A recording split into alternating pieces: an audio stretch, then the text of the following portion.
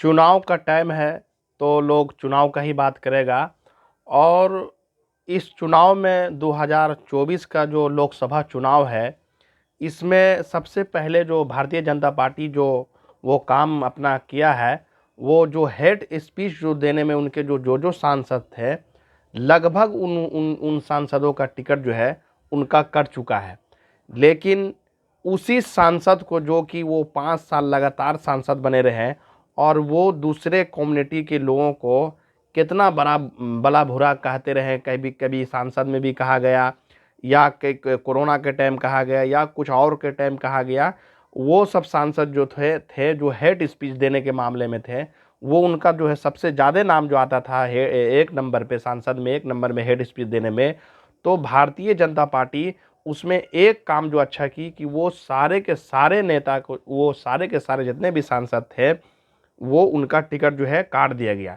Means एक नाम जो है सबसे जो पॉपुलर नाम आता है, बृजभूषण सिंह का जो नाम आता है वहाँ से, उत्तर प्रदेश से, वो गोड्डा से सांसद हैं। और वो लगातार बोला जाता है कि भारतीय जनता पार्टी का जब पूरे देश भर में 2 3 4 सांसद जब जीतते थे, तो उनमें से वो एक सांसद थे बृजभूषण सिंह, जो वो जीतकर जो है पार्लियामेंट पहुंचते थे। उनके बारे में कहा जाता है कि कई मरते, एक मरते निर्दलीय भी जीते, फिर भारतीय जनता पार्टी के टिकट पर लगातार वो जीतते रहे, फिर समाजवादी के टिकट पर जीते, और वो पहलवान, कुश्ती पहलवान संघ के अध्यक्ष भी वो बने हुए थे। लेकिन महिला पहलवान के कारण में जो महिला पहलवानों का जो उनके ऊपर जो वो बात आया, तो वो भारतीय जनता पार्टी जो है उनका टिकट जो है अभी तक फाइनल नहीं की है। वो जो कि सबसे ज़्यादा नाम उन्हीं का आता है। इसी तरीक़े से बहुत सारे ऐसा नेता हैं जिनका जो हेड स्पीच था, उनका टिकट जो है काट लिया गया। लेकिन अब वो सारे नेता, जितना भी नेता थे जो भारतीय जनता पार्टी में रहकर अपने आप को बहुत ये बोलते थे कि हम बहुत पावरफुल हैं, लेकिन भारतीय जनता पार्टी उनका टिकट ही काट दिया है। तो अब जो है वो सारे के सारे नेता जो है वो सेकुलर बनने के लिए या तो वो कांग्रेस पार्टी ज्वाइन किए हैं, जो जिस स्टेट में है क्षेत्रीय पार्टी, चाहे वो आरजेडी में ज्वाइन कर लिए, चाहे वो कांग्रेस में ज्वाइन कर लिए, उत्तर प्रदेश चले जाइए समाजवादी में ज्वाइन कर लिए, इसी तरीके से महाराष्ट्र चले जाइए, शिवसेना, उद्धव ठाकरे का शिवसेना में ज्वाइन कर लिया गया। इसी तरीके से और स्टेट जहाँ जहाँ चले जाइए, वो भारतीय जनता पार्टी उनका जो है टिकट काटने का काम किया। तो वो उनको जो है दूसरे पार्टी, जो क्षेत्रीय पार्टी है, या फिर वो स्टेट सेंट्रल लेवल की पार्टी है, कांग्रेस पार्टी है, इसी तरीके से और भी बहुत सारे जो पार्टी है, उसमें वो कहीं ना कहीं उनको जो है टिकट देने का काम किया गया है। और उनको बजाते उनका टिकट भी फाइनल भी कई जगह से कर दिया गया है, और वो चुनाव मैदान में भी है।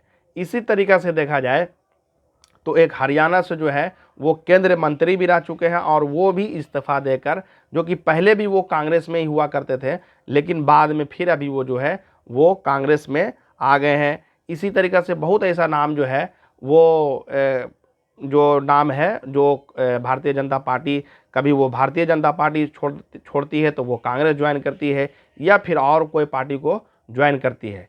लेकिन जो सांसद इस बार जो है हेड स्पीच में जिसका नाम आगे आया, उसको भारतीय जनता पार्टी जो है, जो कि वो टिकट काट दिया गया। एक और नाम जो है बहुत चर्चा में पूरे 5 साल बना रहा, साध्वी प्रज्ञा, जो कि भोपाल से आती हैं, उनका भी टिकट जो है काट दिया गया है।